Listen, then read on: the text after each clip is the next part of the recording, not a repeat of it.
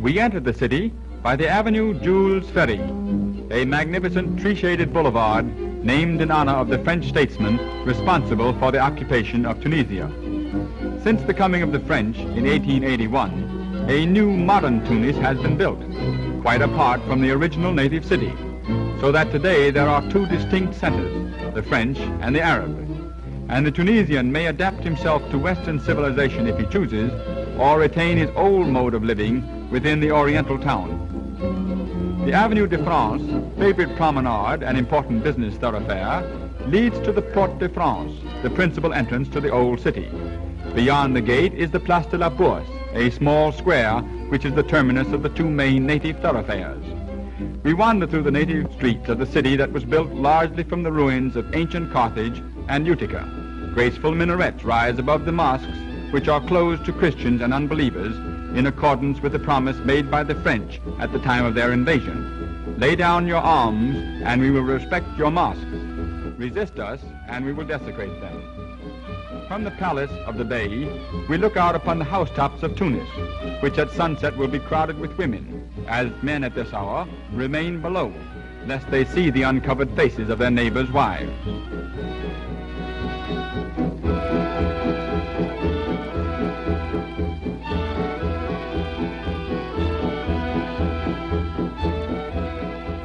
The baker chooses a busy spot in the open, and there sells his unwrapped bread. But the sweetmeat maker carries his confections about and sets up shop wherever he finds a customer. Sticky candy made from dates and nuts. This tiny kitchen is large enough to serve a small restaurant and an open-air cafe. Perhaps the most interesting parts of the Medina are the souks, the roof-covered lanes where artisans make and sell their wares, and merchants display various articles to tempt foreigners. As is the custom of the East, trades generally keep together, a decided advantage to the purchaser who can compare prices and quality of similar articles.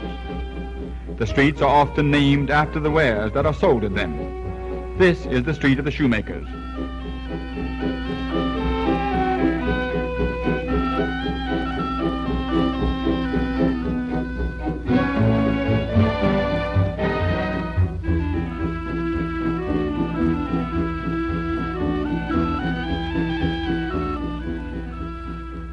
The white robes and the black mask-like veils of the Muslim women create an impression of eeriness, which is perhaps the most lasting of all that we carry with us when leaving Tunis.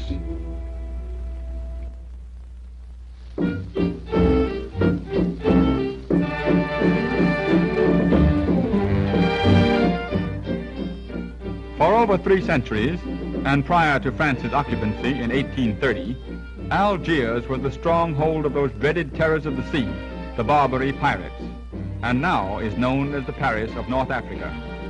The old Arab city and the French one surrounding it rise directly from the shores of the harbor. Bedouins from the desert wait for a bus to carry them to southern Algeria. Fine buildings face the harbor along the boulevards Carnot and République. The Rue de Constantine is but one of the many imposing streets in the European quarter. Along some, arcaded sidewalks have been built, offering shelter from rain or the hot African sun. The mosque Jama el-Jadid in the Place du Gouvernement, like all other mosques in Algiers, may be visited by unbelievers. Buses roll in from everywhere, packed to capacity, both inside and out.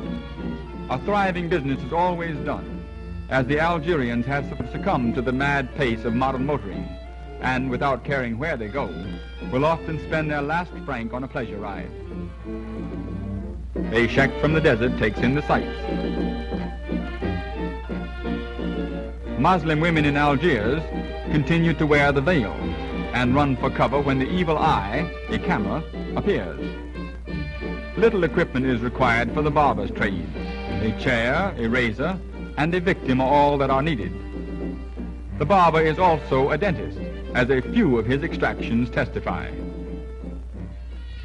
The Kasbah quarter appears today very much as it did when the pirates ruled and pillaged Mediterranean shipping. Many of the narrow streets which zigzag up and down through the hilly town, are merely a series of steps.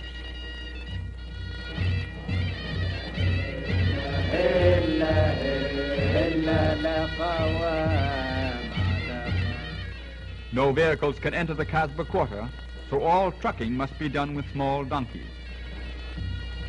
Over some of the streets, the upper stories of the houses meet.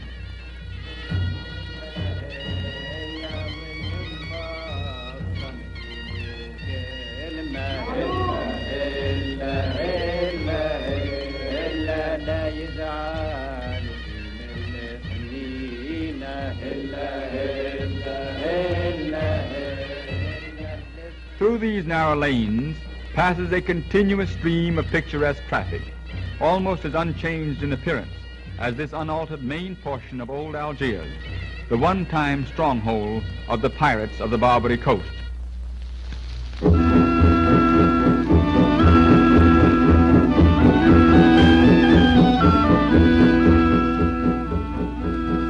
The most conspicuous landmark of Rabat is the unfinished Hassan Tower. From its summit, we look down upon the walled city of Old Rabat, situated at the mouth of the river Pouregre on the Atlantic coast. Across the river is Saleh, once the principal slave market of Morocco. The walls of Old Rabat are still well preserved and effectively separate the Moorish city from the modern French one. Old Rabat was the key city of Morocco, for many of the caravan routes to and from the interior converged here. The bazaars have long been famous for the great variety of their wares and for the workshops of artisans whose products of leather and wool are known throughout Morocco. Native doctors have no offices, so hold consultations in the busy streets. They are not only doctors but druggists as well, and before them are the medicines, the herbs and charms which are prescribed. The stalls of the merchants are so small that the largest part of their business has to be conducted in the street. A none too appetizing butcher shop. One slightly better.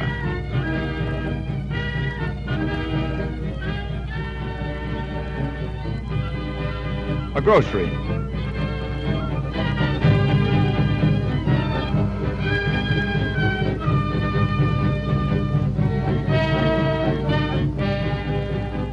A spice merchant.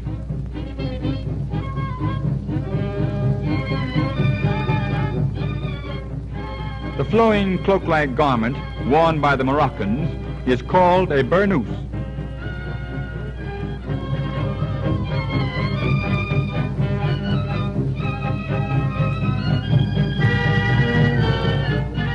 The ancient method of carrying water is still in use. A drink for a thirsty one.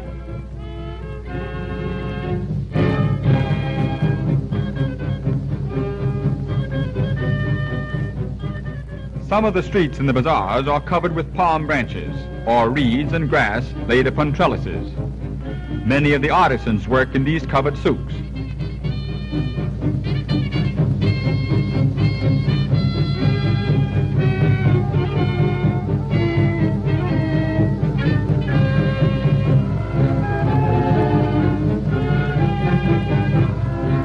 Boys begin learning a trade when young.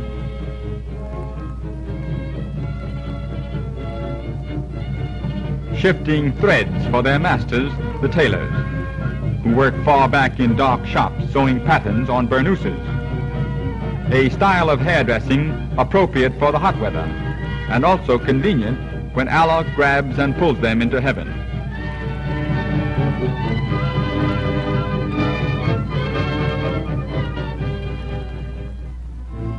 Just outside the walls of Old Rabat is the palace of the Sultan.